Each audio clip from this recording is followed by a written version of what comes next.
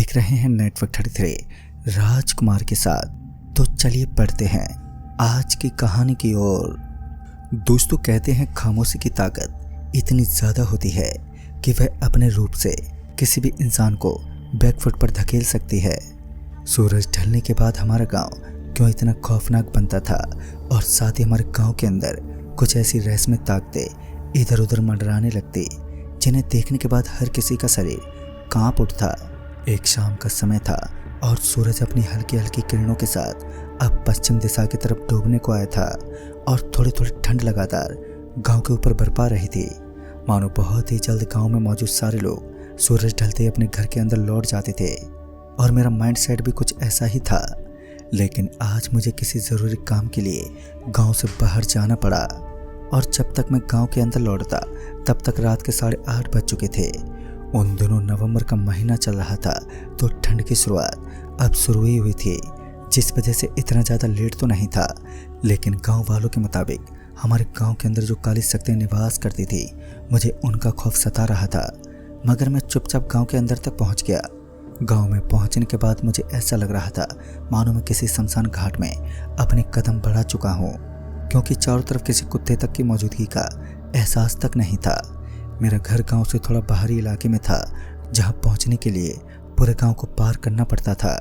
गांव में एक मोहल्ला भी था जिसे राजपति मोहल्ला के नाम से जाना जाता था। उस वीरान इलाके में किसी भी इंसान के अंदर थोड़ा बहुत खौफ का प्रवेश करना कोई बड़ी बात नहीं थी, और मेरे अंदर भी खौफ की एक उम्मीद भरी हुई थी। मगर उसके बावजूद भी मैं चुपचाप घर की ओर बढ़ता गया। जब मैं अपने घर की तरफ बढ़ रहा था तो घर से पहले एक साइड में एक छोटा सा खेत पड़ता था, और उस खेत के अंदर कोई घर भी नहीं था। मुझे उस खेत के अंदर छोटे छोटे पेड़ों के ऊपर सफ़ेद सफ़ेद चादर चढ़ी हुई नजर आई। उन चादरों को देखने के बाद मुझे तो ऐसा लग रहा था मानो वहाँ पर कोई मौजूद है। लेकिन मेरी हिम्मत कहाँ होने वाली थी कि मैं उस खेत के पास पहुँच सकूँ। मैं उन चादरों की तरफ देखता हुआ सीधा अपने घर की तरफ रवाना हुआ और चुपचाप घर में पहुँच गया। फिर घर में पहुँचने के बाद सबसे पहले मेरी नज़र घर के सामने की तरफ पड़ी हुई एक सफ़ेद चादर पर पड़ी, तो मेरा दिमाग घूम गया, क्योंकि तकरीबन 20 मिनट से मैं ऐसे ही चादर को देख रहा था। मैं घर के सामने पड़ी उस चादर के पास पहुंचा और उसे अपने हाथ से सहलाने लगा, और जब मैंने उस चादर को उस जगह से हिलाया तो उसके नीचे लाल लाल धब्बे बने हुए थे, जो देखने में काफ़ी अजीब लग रही थी। मैं उस चादर को उठाकर घर से बाहर फेंक आया, और घर के अंदर आने के बाद अपनी मम्मी के पास पहुंचा और उस चादर के बारे में पूछने लगा। तो मेरी मम्मी ने बताया कि उन्हें उस सफ़ेद चादर के बारे में कुछ भी नहीं मालूम, क्योंकि उन्होंने ऐसी कोई भी चादर घर के सामने नहीं रखी थी जो एकदम सफ़ेद और लाल धब्बों वाली हो। फिर मैंने इस बात को अपने दिमाग से बाहर निकाल दिया, लेकिन मैं समझ चुका था कि इसके पीछे किसी और का ही हाथ है, जिसको समझ पाना कतई आसान नहीं था। उस रात में खाना खाने के बाद अपने बिस्तर की तरफ चला गया और आराम से नींद का मज़ा लेने लगा। रात के यहीं कुछ 11:30 बजे होंगे कि अचानक से ही मेरी नींद टूट गई।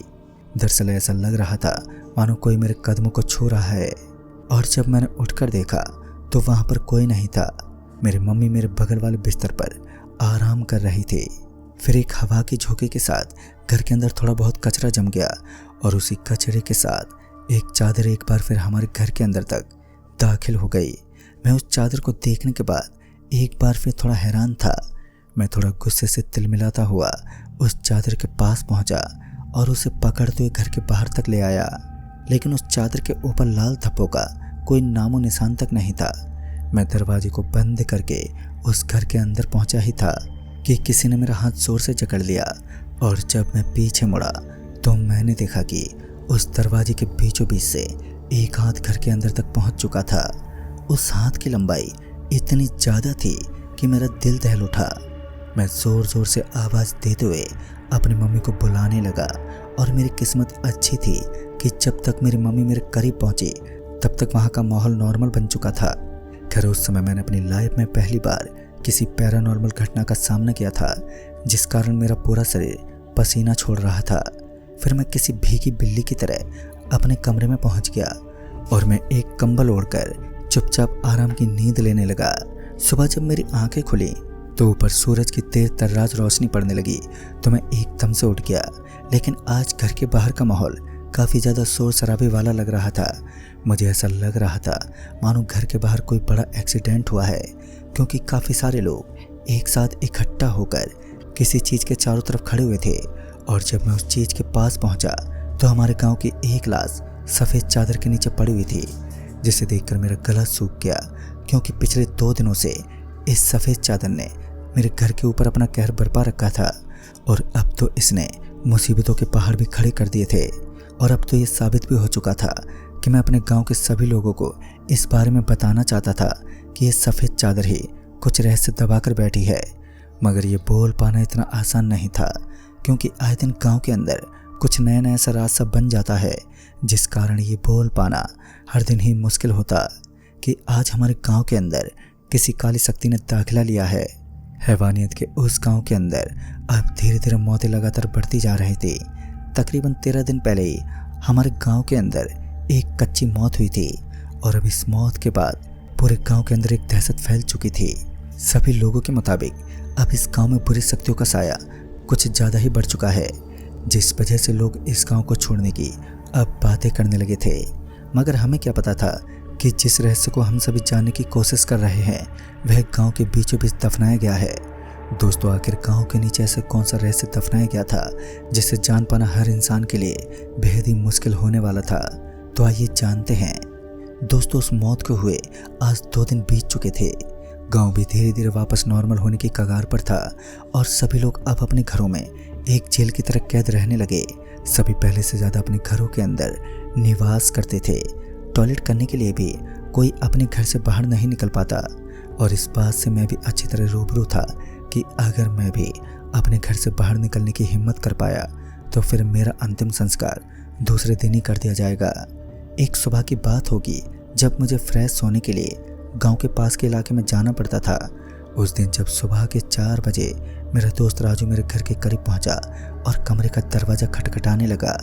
जब मैं बाहर निकला तो सबसे पहले मैंने टॉर्च की रोशनी उसके मुंह पर मारी, तो मैंने पाया कि असल में वह कोई और नहीं बल्कि राजू ही था। राजू मुझसे बोल रहा था कि सुबह हो गई है और अब हमें फ्रेश होने के बाद ऑफिस के लिए निकलना है। लिहाजा मैं भी पानी का एक लोटा उठाते हुए उसके पीछे पीछे चल दिया। उस घने कोहरे वाले क्षेत्र में चारों ओर डरावना सा नज़ारा दिखाई पड़ रहा था।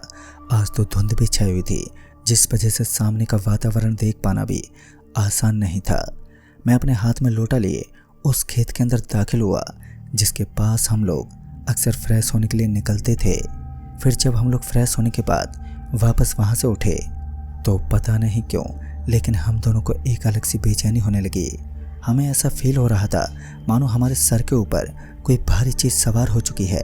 मेरा दोस्त मेरे आगे चल रहा था और मैं उसके पीछे पीछे। हम दोनों अभी भी चुपचाप घर की तरफ रवाना होने लगे। हमें घर जाकर नहाना धोना करना था और फिर अपने ऑफिस की तरफ रवाना होना था। तभी मेरा दोस्त थोड़ा सा आगे बढ़ा तो अचानक ही उसका पैर किसी चीज़ के अंदर गिर पड़ा, जिस वजह से वह हल्का सा एक गड्ढे में धंस गया। वो गड्ढा थोड़ा सा गहरा था, लेकिन इतना भी गहरा नहीं था कि उसका पूरा पैर उसके अंदर तक जा सके। लेकिन पता नहीं क्यों उस गड्ढे के अंदर उसका पैर पड़ने के बाद वो अपनी पूरी ताकत लगाने के बावजूद भी हिल ही नहीं पाया, और तो और उसका पाँव लगातार उस गड्ढे के अंदर फंसता जा रहा था। ऐसा लग रहा था मानो अब उसका पूरा शरीर ही धीरे धीरे उस गड्ढे के अंदर समा जाएगा, और कुछ ऐसा ही हो रहा था। दरअसल उसका पूरा शरीर धीरे धीरे उस गड्ढे के अंदर गिरता जा रहा था। मैंने उसका एक हाथ पकड़ लिया, लेकिन उस गड्ढे की ताकत देखने के बाद मेरे पैरों तले ज़मीन खिसक गई, क्योंकि उस छोटे से गड्ढे ने मुझे भी अपनी ओर खींचना शुरू कर दिया। मैं ज़ोर ज़ोर से चीखने और चिल्लाने लगा, और उस गड्ढे में इतनी ताकत थी कि मेरी सांसें उखड़ने लगी। मगर तब तक मेरा दोस्त थम चुका था। उसका लगभग आधा शरीर ज़मीन के अंदर तक तो पहुंच चुका था, और उसी वक्त अचानक से उसका शरीर उस गड्ढे के अंदर धंसना बंद हो गया। और फिर मैंने अपने हाथ से अपने दोस्त को बाहर निकालना शुरू कर दिया, और इस बार वह आसानी से बाहर भी निकलने लगा। फिर मैंने उसका हाथ पकड़ा तो उसका आधा शरीर खून से भीगा हुआ था। दरअसल उसके पैरों से लेकर कमर तक खून ही खून लगा हुआ था, और उसके साथ ही एक बुरी बदबू भी निकल रही थी। डर से कांपता हुआ शरीर इस हालत में था कि हम पूरी कोशिश लगाने के बावजूद भी यहाँ से निकल पाने में नाकाम थे, क्योंकि अब हमारे कदम उठ ही नहीं रहे थे। और फिर हमने एक खौफनाक सच्चाई की दास्तां देखी जो बिल्कुल हमारी आंखों के सामने थी। हमारे सामने औरतों का एक घना लंबा चौड़ा झुंड बैठा हुआ था। सभी औरतें जोर जोर से चीख पुकार करते हुए विलाप कर रही थी। उनकी चीख पुकार हमारे कानों के अंदर तक गूंजने लगी। हमारे कानों के पर्दे मानो फटने वाले थे और फिर उन औरतों के रोने की आवाज़ कब हंसने में तब्दील हो गई पता ही नहीं चला। लेकिन उस ज़मीन के अंदर से कुछ बाहर निकलने लगा। ठीक से देखने पर पता चला कि जिस गड्ढे के अंदर मेरा दोस्त दाखिल हुआ था उस गड्ढे के अंदर से कटी फटी काफ़ी लाश बाहर निकल रही थी और उन लाशों की दशा इतनी खराब थी कि हमसे देखा नहीं गया। यहाँ तक मुझे तो उबाकियाँ तक उठने लगी और उस समय हमारे पास यहाँ से भागने के अलावा कोई और चारा भी नहीं था। मैंने अपने दोस्त का हाथ पकड़ा और तुरंत ही वहाँ से भागने लगा। लेकिन वो घना लंबा क्षेत्र काफ़ी दूरी में फैला हुआ था, तो ऐसे में वहाँ बेहद जल्द निकलना आसान भी नहीं था। मगर जब बात जान पर आई हो तो भागना ही पड़ता है। फिर हम दोनों बिना अपना ध्यान पीछे की तरफ किए अच्छी खासी रफ्तार में घर की तरफ बढ़ने लगे। ये एक ऐसा दौर था जहाँ से मैंने इस गांव को छोड़ने की कसम तक खा ली थी। मैं अपनी पूरी हिम्मत जुटाते हुए वहाँ से भागने की कोशिश में जुट गया। जब मैं और मेरा दोस्त वहाँ से निकल रहे थे तो बार बार मुझे ऐसा फील हो रहा था। लेकिन जब हमने एक बार के लिए पीछे पलट कर देखा तो हमने पाया कि अब वहाँ से वो सभी औरतें गायब हो चुकी थी जो कुछ देर पहले खुले मैदान के अंदर हमें नज़र आ रही थी। ये सब देखने के बाद हम दोनों को एक राहत की सांस मिली। लेकिन यह राहत की सांसें सिर्फ कुछ समय के लिए ही थी, क्योंकि जब हमारी नज़रें एक बार फिर सामने की तरफ पड़ी तो अब हमारे सामने की तरफ उन सभी औरतों का वही बड़ा सा झुंड बैठा हुआ था और वो उसी तरह विलाप कर रहा था जैसे हमने कुछ समय पहले ही अपनी आंखों से देखा था। फिर हमने वही किया। हम दोनों ने बिना कुछ सोचे समझे उन औरतों के बीच से भागना ही बेहतर समझा। फिर मैं जल्दी से दौड़ लगाता हुआ अपने दोस्त का हाथ पकड़कर वहाँ से भाग निकला। लेकिन जैसे मैं और मेरा दोस्त उन औरतों के झुंड में दाखिल हुए तो मेरे दोस्त ने मेरा एक हाथ छोड़ दिया और फिर उन औरतों के बीच एकदम से रुक गया। मैं तो उसकी इस हरकत को देखकर काफ़ी हैरान हो चुका था। मुझे तो विश्वास ही नहीं हुआ कि खुद मेरा दोस्त मेरी खातिर उन औरतों के बीच में फंस चुका था। मेरी आंखों के सामने ही मेरा दोस्त ज़मीन के अंदर धंसने लगा और ज़मीन के अंदर धंस जाने के बाद वो सारी औरतें एकदम से गायब हो गईं। और उन सभी के गायब हो जाने के बाद मैं वहाँ से हड़बड़ाहट के मारे अपने घर लौट गया। दोस्तों, उस दिन जब इस घटना का खात्मा हुआ तो गांव के लोगों को पूरी बात के बारे में पता चला। तो वो सभी लोग जब उस जगह पर पहुंचे तो वहां पर गड्ढा खोदने के बावजूद वहां मेरे दोस्त की लाश नहीं मिली। उस दिन के बाद में मैंने एक कसम खाई कि आज के बाद मैं इस गांव के अंदर अपना कदम तक नहीं रखूंगा। और फिर मैंने उसी दिन उस गांव को अलविदा कह दिया। दोस्तों, आज इस घटना को बीते 9 साल बीत चुके हैं, लेकिन आज तक मैं उस गांव के अंदर अपना प्रवेश नहीं कर पाया, क्योंकि उस गांव के नाम से ही मेरी आंखें दुख में डूब जाती हैं, क्योंकि मैंने अपना दोस्त जो खो दिया था। तो दोस्तों, इस कहानी में बस इतना ही। तब तक के लिए बाय एंड टेक केयर।